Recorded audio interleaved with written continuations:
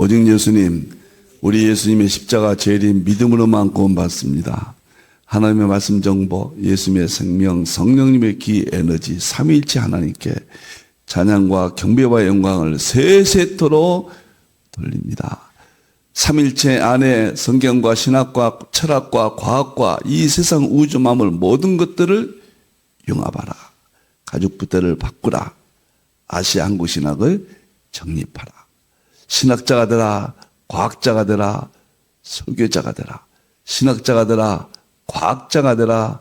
전도자가 되라. 다 같이 삼일째 하나님을 찬양하겠습니다. 말씀의 하나님, 말씀의 하나님, 참 말씀의 나의 하나님, 생명의 예수님, 생명의 예수님, 참 생명의 나의 예수님, 능력의 성령님, 능력의 성령님, 참 능력의 나의 성령님.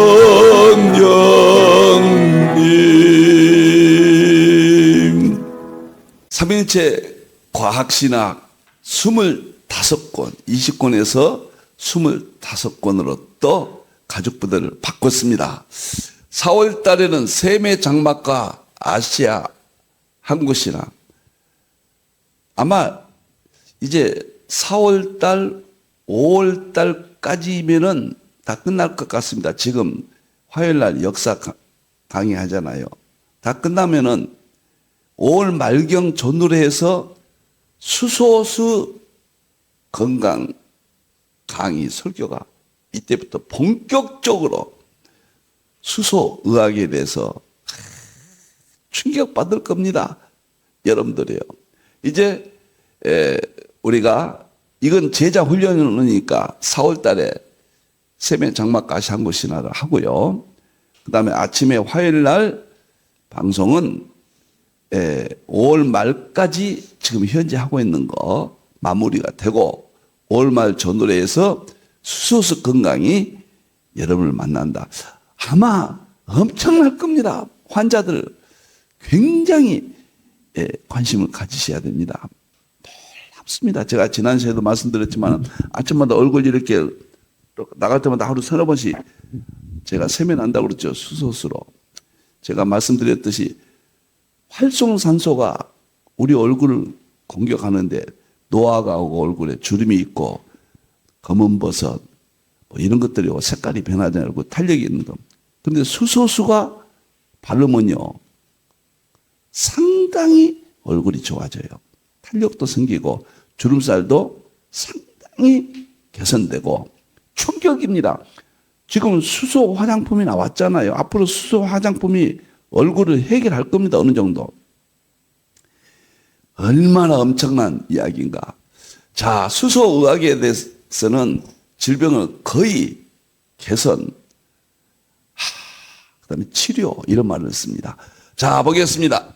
일부러 제가 수소는 조금씩 이렇게 말씀을 드립니다. 지금부터 2달 후니까 여러분들 관심을 갖고 기다려 주시기를 바랍니다. 다음 보겠습니다. 이제 오늘은 계시록, 지난 시간에 의해서 계시록의 프레임, 도표 15가지 계시록을 정복하는 방법, 그리고 계시록 난제를 해결하는 방법, 4대 학파를 융합하는 방법, 계시록 구조 오늘 지난번과 오늘까지 2번 하겠습니다. 그래야 충분히 설명이 되거든요. 자, 계시록에 대해서 3가지 구절이 있죠. 계시록 3장 20절. 계시록 먹어버려야 돼요. 그래야 정복돼요. 그래야 난제가 해결돼요. 그래야 4대 학파가 통합됩니다. 그래야 대화란 신학이 목회가 이기고 회복하고 천국에 갑니다. 두 번째 계시록 10장 10절 11절에 계시록 작은 두루마기를 먹어버리고 다시 애어나라. 잘못된 모든 것들을 다시 전해라. 계시록 14장 6절에는 전 세계 계시록을 선교하라. 세 가지입니다. 계시록 재림 구조 통합도표입니다. 지난번에 여기 설명을 했죠. 70일에서 중간기가 있고 장차 한 일회가 있고 허물이 마치는 천국이 있다. 세 구조가 구약과 신약이 이렇게 짝이 맞아요. 이것은 양자. 우리가 양자 역학을 설명하지 아니하면은 저기 뭔가 우리는 무조건 믿지만 입증이 되잖아요. 구약의 다니엘서 9장 24절 27절까지 70일에 신약이 계시록에서 똑같이 일치하죠. 이것을 양자 중첩이라고 그래요. 구약에 있는 것이 신약에도 입증이 양자 중첩이에요. 근데 구약의 그 내용이 역사적으로 계속 이어지잖아요. 여기 계시록까지. 이해는 양자 얽힘이라고 그러는 겁니다. 그리고 구약의 70일에는 분명하지는 않았죠. 전체 그림이죠. 이제 구체적으로 나타난 것은 양자 도야. 그렇게 말하는 거예요. 이게 양자 역학이에요. 저는 양자 역학과 계시록 융합해서 상징으로 보기 때문에 저 개인적으로는 흔들림이 없습니다. 정말 놀라운 예수님의 재림 영광. 우리가 이런 소망이 있잖아요. 우리가 살고 있는 이 시대가 계시록으로 장차될 일, 계시록은 역사라는 거. 그다음에 계시록의 양자역학은 자연이라는 거. 에도드가 말하는 역사와 자연에서 구속의 양식을 찾았다. 계시록은 역사라는 거 잊어서는 안 됩니다. 자, 지난번에 이 프레임을 했죠. 오늘은 여기 입증하겠습니다. 계시록은 1장 내 본 것. 요한이 밤모섬에서 보았습니다. 제가 토굴도 들어가 봤거든요. 조금만 해요. 거기서 기도하다가 몸은 밤모섬에 있고 영이 하나님 보좌에 가서 미래를 이렇게 보았습니다. 이걸 도표로 제가 부족하지만 그렸습니다. 이제 있는 일은 2장 3장 에베소 서머나 버가모 두아드라 사대 빌라델 라우디게아. 이 단어만 내용은 말할 것도 없고 이름이 7시대를 예언한다. 신약시대를 예언한다. 신약시대는 이제 있는 일이다. 그래서 유대인 시대, 유럽 시대, 미국 시대, 아시아 한국 시대. 너무도 성경은 위대하고 정확하고 논리적이고 합리적이고 과학적이고 전 시대를 보고 이렇게 보여주잖아요. 신약시대를. 이제 4장 5장에서 대환란의 시작은 라오디게아 시대하고 일치된 그런 현실이 나타나야 돼요. 정확하게 라오디게아는 이름이 민주주의다. 그 다음에 두 물이 15절 16절 두 물이 합쳐서 미지근하다. 종교다운주의다. 그 다음에 17절부터 19절까지 벌거벗은 가려라. 세속주의다. 그 다음에 계시록을 먹어버리라. 계시록이 열린다. 이기고 천국 간다. 이것이 그대로 지금 나타났어요. 이제.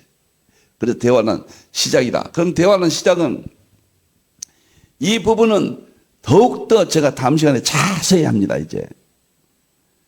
그리고 마태복음 24장 4절에서 50절 마태복음 24장이 종말장이 이 안에 이뤄진다. 다니엘서 9장 20절 한 일회가 바로 7년이 기간이 다니엘서에서 나와 있다. 이렇게요. 창세 이래로 없는 환란이 바로 여기다. 개국 이래로 없는 환란.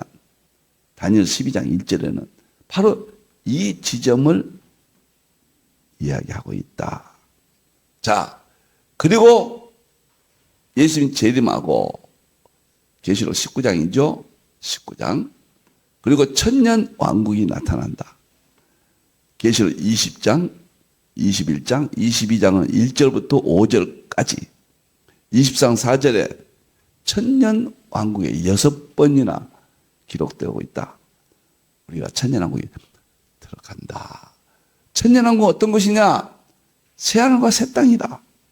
21장, 20장은 총론이고 21장은 축복이에요. 22장은 회복이고 에덴 동산, 21장 1절에서 5절은 에덴 동산 그대로예요. 회복입니다. 그러니까 20장부터 22장까지를 어떻게 해석하느냐? 20장은 천연왕국 총론, 21장은 천연왕국의 축복, 새하늘과 새 땅, 22장 1절부터 생명수 강가의 축복은 에덴 동산의 회복. 창세기 2장의 에덴 동산의 특징이 22장 1절부터 5절까지예요. 그 다음에 6절부터는 이제 결론이고요.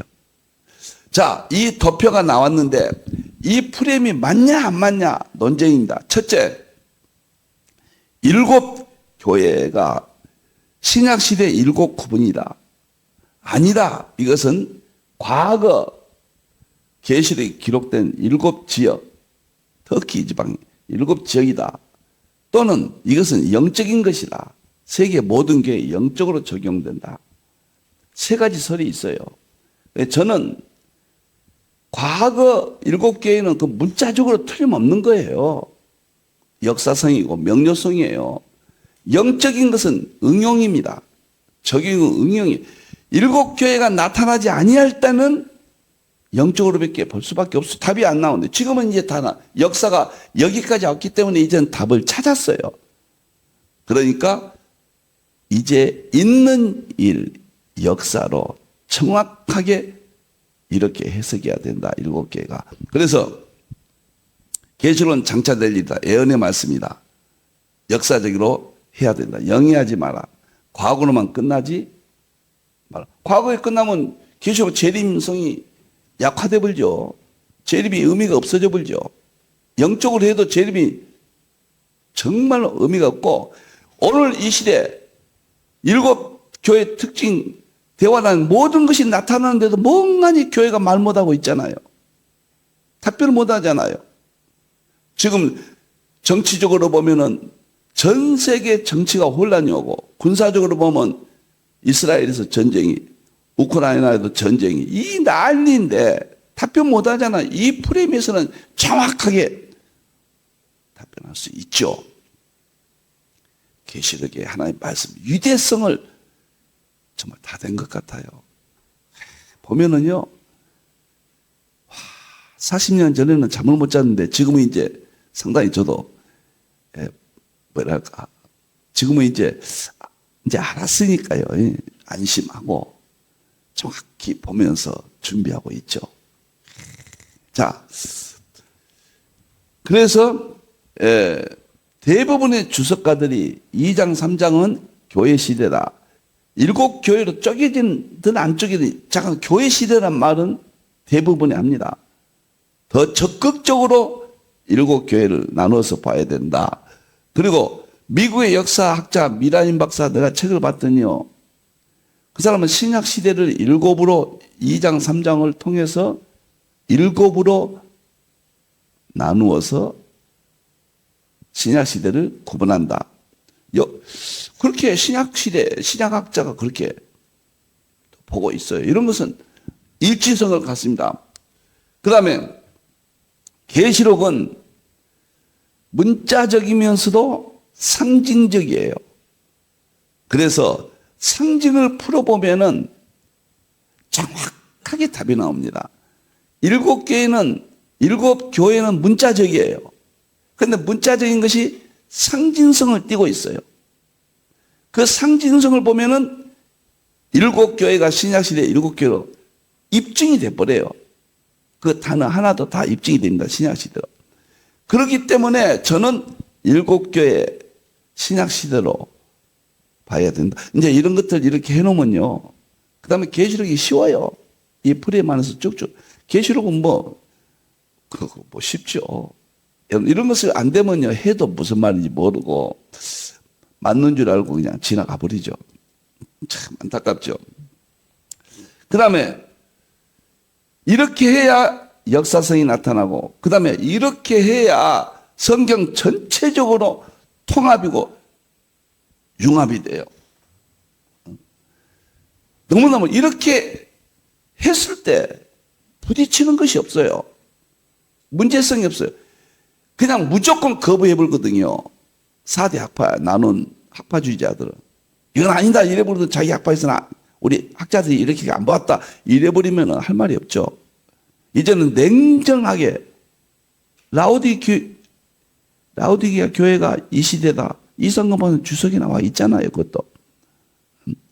그래서 지금은 영예를 보았던 것, 유대인으로만 치우쳐서 했던 것은 그것은 동의할 수 없고 7교회는 이제 있는 일, 교회의 역사, 성경은 다 역사성을 가지고 있거든요. 7시 역사다. 이 부분을 그렇게 확증한다. 두 번째, 계시록 6장부터 19장까지가 7년 대환란이냐 아니냐 그런 문제예요.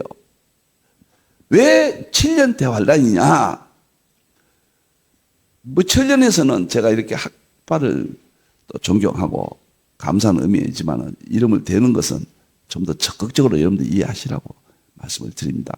절대 비판이 아니고 우리 안에서 서로 선한 논쟁입니다. 진리를 알기 위한. 자, 대환란이 7년이라니 없다. 무천년에서는 환란만 있다 이렇게 이야기해요. 저는 7년 환란이 있다. 그것은 근거가 어디냐? 다니엘서 9장 24절에서 27절이 이 구조와 똑같아요. 아니, 어떻게 500년 차이가 있는데 다니엘이 쓸 때와 이 계시록이 쓸 때 500년의 차이가 있는데 어떻게 그때는 이것이 이루어지지 아니할 때거든요. 다니엘의 예언과 요한의 예언이 어떻게 다니엘서와 계시록이 똑같냐 말이에요. 틀리지 않고 일치하잖아요. 그러면 이 프레임이 맞다는 거예요. 구약과 신약이 동일해야죠. 지금도 제가 생각하면 어떻게 이런 이론들을 세웠을까? 제가 계시록에 대한 50권을 쓰는 것은 세계사에 없는 내용들이 대부분입니다. 한국적, 21세기적, 아시아 한국 신학의 핵심으로 제가 새로운 관점을 보았습니다. 그래서 제가 그런 말을 했죠. 부족하지만 남이 가지 않는 길을 가고 남이 보지 못한 것을 보았고 남이 말하지 않는 것을 40년 동안 세미나를 해왔습니다. 저는 너무도 익숙해져서 이 도표로 계시록을 다 보고 전 성경을 계시록으로 연결할 수 있고 그 다음에 과학이라든가 이 세상 현재 일어난 모든 것들을 부담 없이 이렇게 볼 수가 있어서 하나님 앞에 지금까지 이렇게 몸부림치고 있습니다. 여러분들이요. 다른 학파들을 공격하면 안 됩니다. 때로는 학파 이름을 대해서라도 이 부분이 다른 점을 이렇게 이야기해 줘야 여러분들이 이해하시지. 학파 소리 안 해버리면은 나중에 하실 때 부딪힐 수가 있거든요. 참 놀랍습니다. 6장부터 19장이 대환란으로 볼 수밖에 없는 것은 뭐냐? 다니엘서 9장 27절이 7년이라는 것이 일치한다고 말해요. 7년이라는 것이 일치한다. 7년이 있다. 예수님께서 창세 일로 이런 환란이 없다. 이후에도 없을 것이다. 그러나 그 날을 감한다. 그 바로 환란이 어떤 날이 있다는 거예요. 그냥 영적인 게 아니고 막연히 대환란이 아니고 그 날이 있는데 감한다. 그 날은 얼마냐? 다니엘서 9장 24절 27절에 한 일이라고 그랬다. 동일한 도표다. 동일한 내용이다. 그걸 입증했다. 그런데 거기서 7년이 있다고 했다. 그래서 마태복음 24장에는 7년이라는 기간은 안 나와요. 계시록에도 7년은 안 나오지만은 7년을 입증을 하는 근거가 이렇게 있다고 말이에요. 놀라운 것은 여기는 없습니다만은 계시록에 보면은 1260일, 그 다음에 42달, 그 다음에 한 때, 두 때, 반 때 이게 나와요. 계시록 안에는. 다니엘서도 물론 나오지만 1260일은 전 3년 반이다. 그 말은 후 3년 반이 있다는 이야기예요. 7년을 그러면 전제하는 거예요. 1260일이 7년의 중간이 아니면은, 그러면 그 부분은 적용할 수 없지만, 7년이란 딱 절반이 1260일이에요. 그 다음에 1260일과 같은 의미가 42달이에요. 달로 치는 것과 날짜로 치는 것이 똑같아요. 그리고 그러면 상징적으로 한 것이 한 때, 두 때, 반 때예요. 이 세 가지가 6번 나오는데 이것이 7년 대환란을 전제로 하는 계시록 자체의 입증이에요. 그래서 그날을 감한다. 7년에서 후 3년 반을 감한다. 이제 다음 시간에 나와요. 그래서 1260일, 42달, 한때, 두때, 반 때는 너무도 정확한 계시록의 내용을 담을 수 있도록 7년의 근거다. 너무너무 놀라워요. 그 다음에 예수님이 창세에 이런 환란이 없다고 했는데 이것은 7년이라는 근거고, 놀라운 것은 이 시점인데 지금 대환란의 전조들이 다 나타납니다. 지구가 지금 파멸된다고 엔트로피 연력학에서는 이야기하잖아요. 우주가 파멸하고 불타버린다고. 그리고 전쟁이 곧 일어나서 난리와 난리가, 우크라이나 전쟁 보세요. 여러분들이요. 그 다음에 이스라엘 전쟁 보세요. 다니엘서 7장의 법은 전쟁이 사자 같고 고문 같고 표범 같고, 자세히는 못하겠습니다만 사자를 러시아로 봤는데 보세요. 러시아가 세계 죽었던 소련이 다시 살아나잖아요. 트럼프 대통령이요, 러시아를 키우려고 하잖아요. 왜 그런지 아십니까? 중국을 견제합니다. 트럼프는. 그러려면 중국과 러시아가 하나 돼버리면은 이 서방 세력이 또 약해진 게 둘이 틈새를 주려고, 트럼프는 우크라이나 전쟁에서 완전히 러시아를 완전히 세워주잖아요. 강국으로 남아있기를 원해요. 트럼프는. 그래서 중국이 강해지지 않기를 원합니다. 그런데 러시아가 사자인데 지금 사자같이 무기로는 사자예요. 미국 담이에요. EU 담이에요. 이런 모든 것들이 설명할 수가 있단 말이에요. 이 프레임에서는. 계시록 1장 속에 장차 될 일은 너무도 4장부터 19장 될 일이 지금 일치해요. 동일해요. 제 모든 계시록은 이 시대로 풀었어요. 그렇다면 이 프레임이 맞는 거고 지금 나타난 현실이고 역사성이고 맞다 그 말이에요. 그 다음에 대부분 주석가들이 장차 될 일이라는 말을 하고 있다. 그 다음에 마태 24장 8절 대환란, 15절 대환란 중간, 29절 대환란 끝. 마태 24장에는 대환란 시작이 있다고 그랬고, 그 다음에 환란 중간이란 말은 없어도 15절 보면 멸망에 가증한 미운 물건 나타났다. 그건 중간으로 볼 수가 있어요. 전체를 보면. 그 다음에 환란 후가 나와요. 이게 환란 시작이 있고 중간 있고 후가 있으니까 7년이라는 말은 전제하는 거예요. 재난의 시작이라. 환란 후에 시작과 끝이 있잖아요. 그러니까 7년 대환란. 이게 맞단 말이에요. 영예를 해버려요. 무천년에서는. 환란은 있는데 7년이 아니다 그래버려요. 시작도 없고 중간도 없고 끝도 없는 막연한 거예요. 이것은 아닙니다. 이것은 아니에요. 정확하게 7년 대환란을 설명할 수 있다. 그 다음에 계시록의 내용과 일치하고, 계시록의 모든 내용이 다니엘서 9장과 일치하고, 그 다음에 이 시대와 일치하고, 너무도 놀라운 것은 제가 자꾸 이야기합니다. 다니엘서 9장 24, 27절의 프레임과 이것이 똑같잖아요. 어떻게 이런 일이 벌어집니까? 다니엘이 요한하고 서로 짜고 일부러 맞춰놨나요? 전혀 다른 환경에서 500년 차이라는 시차적 상황에서 양쪽 다 기록이 있는데 이 시대에는 똑같이 같은 것으로 지금 나타났단 말이에요. 다니엘서 9장 24절 27절 내용과 계시록의 내용이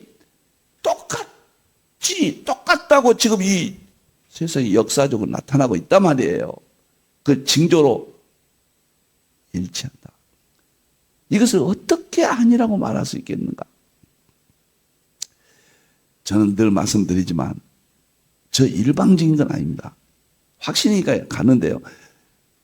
이 이론을 성경적으로 바로 잡아주는 어떤 나온다면 저는 즉시 바꾸겠다 그 말입니다. 아직까지는 저는 이렇게 고수합니다.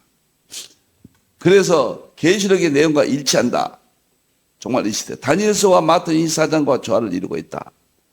제가 설명을 드렸습니다. 계시록의 근거들이 일치하고 정말로 이렇게 일치한 도표를 이 시대에 내놨는데 정말 함께 동의해 주시다면 제 기쁨입니다. 제가 도표 강의로 352주 할 수 있도록 도표만 가지고 이거죠. 통합 도표예요. 계시록 정말 통합 도표인데 이게 1200페이지입니다. 계시록 학교 마지막에 이걸로 끝납니다. 이제 계시록도 주제 강의도 하고 마태복음 계시록도 하고 천국도 지옥도 뭐 계시록과 삼일째 양자가 다 끝냅니다. 그다음에 대원한 시나리오 다 끝내고 이제 이걸 가지고 마지막 정리를 해갑니다. 구약과 신약의 전체 종말론 계시록 이렇게 구조가 있는데 저는 부족하지만 이렇게 치밀하게 어디에도 충돌이 없는 이 시대와 거의 다 일치하는 이 시대를 설명할 수 있고 미래를 대비할 수 있는 네 권은 새로 이번에 책이 출간되고 세 권은요. 세 권은 이걸 써서 계시록 학교가 진행이 됩니다. 6월 달부터요. 마지막으로 천년 왕국입니다. 천년 왕국이 있냐 없냐. 이거 많이 했습니다. 계시록 20장 1절 7절에서 6번이나 천년왕국이 있다고 그랬어요. 천년왕국 창차될 일이라고 그랬어요. 근데 천년왕국이 없다? 초림부터 재림까지 천년왕국이다. 그건 신학적 설명이지 성경에 근거가 없어요. 제가 아무리 40년 동안 찾아도 초림부터 재림까지 무천년이 천년왕국이다. 근거가 저는 발견하지 못했습니다. 그 다음에 계시록은 장차 될 일이 역사적 사실인데 초림과 재림까지 모든 것이 다 나와 있는데 왜 막연하게 영적으로 초림과 재림, 예수님의 사역 영적 기간 뭐 이런 것은 맞지 않다. 그 다음에 사단의 계시록 20장 4절 내용은 사단의 결박하고 무적행의 사단이 감금되고 임봉하고 만국을 미혹하지 못하게 했다. 보세요. 계시록 20장 4절을 보면 예수님이 재림해서 마귀 사단을 결박했어요. 마귀가 이제 무적행에 지옥에 가니까 꼼짝 못합니다. 무적행에 잠가버렸어요. 못 나오게. 임봉을 해버렸어요. 그래서 만국을 미혹하지 못하게 했다고 그랬어요. 그런데 천년왕국에 우리가 들어가고 마귀가 강건되면 이건 딱 일치해요. 아무 문제가 없어요. 그런데 천년왕국이 초림부터 재림까지라고 그러면은 마귀가 활동을 못해야죠. 감금되고 꼼짝 못했는데 왜 초림부터 재림까지 마귀가 더 극성이고 더 난립니까? 이 구절은 천년왕국이 영적 기간이 아니라는 것을 확고하게 입증합니다. 마귀가 없어야죠. 초림부터 재림까지 무천년의 견해라면. 이것을 설명 못해요. 그러니까 핸델슨이 뭐라고 하는지 아세요? 개끈 이야기 했잖아요. 참 안타깝죠. 개가 끈이 있는데 이쪽 안에는 막 건들고 이쪽은 건들지 못한다. 제한된 마귀 활동 뭐 그런 말을 쓰는데 아니 미혹하지 못하는데 무슨 미혹을 해요. 예수님 초림부터 지금까지 마귀 활동이 없어야 그 말이 맞아요.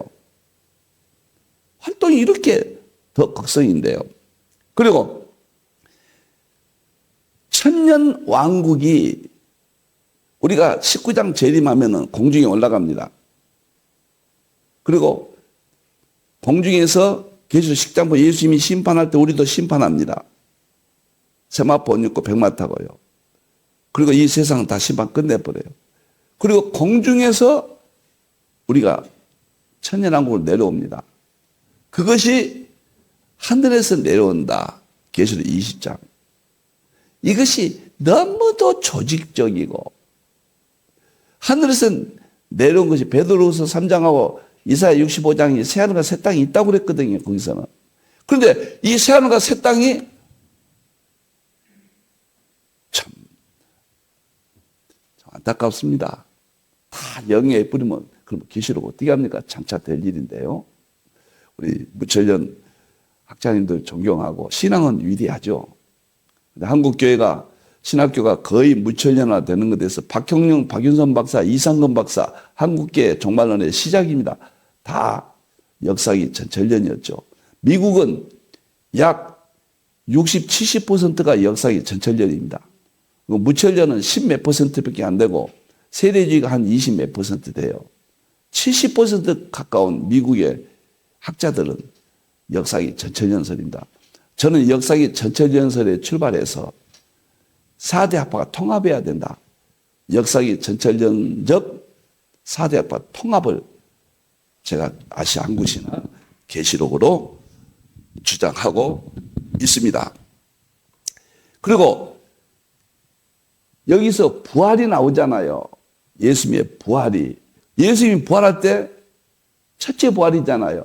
그 다음에 계시록 20장 끝에 보면 악인의 부활이 있어요. 천연왕국 끝에. 부활이 두 번 있어요. 여기 보면.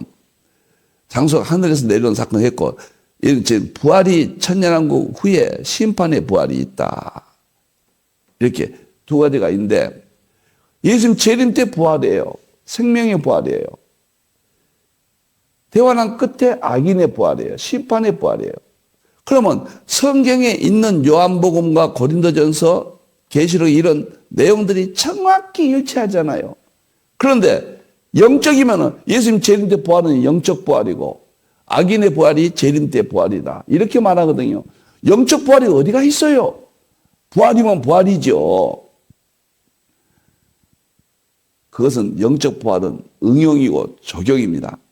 부활에 관한 성경 구절이 결코 무천년이나 후천년은 지지하지 않습니다. 세대주의는 계시록 안에 여기까지 안에 유대인만 해당된다고 그래요. 근거가 없거든요. 계시록 22장 16절 되면 우리가 이해가 되죠.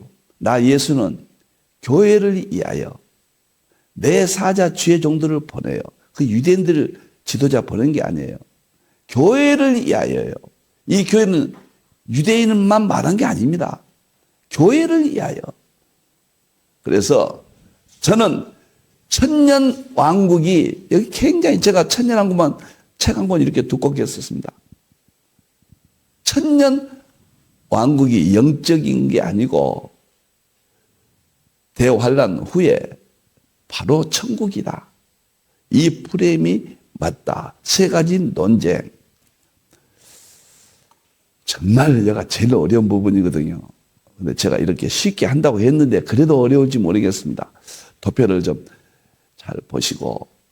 여러분들 이제 계시록은 전문가가 되셔야 돼요. 이제는 아시아 한국의 신학자들, 성도들은 세계를 향하여 계시록이 중심이 된 새로운 힘 있는 것을 외치게 되어 있습니다. 이제 곧 계시록 먹게 된다고 했잖아요. 예수님이 먹어버리라고 그랬는데 우리가 못 먹으면 예수님의 전지전성이 무너지죠. 먹고 탓도 다시 애어나라고 그랬자면 그렇게 돼요. 됩니다. 이제 아시아 한국 신학의 핵심이고. 그래서 전 교인들과 전 신학자와 전 목회자들이 계시록은 역사, 과학은 자연, 역사와 자연.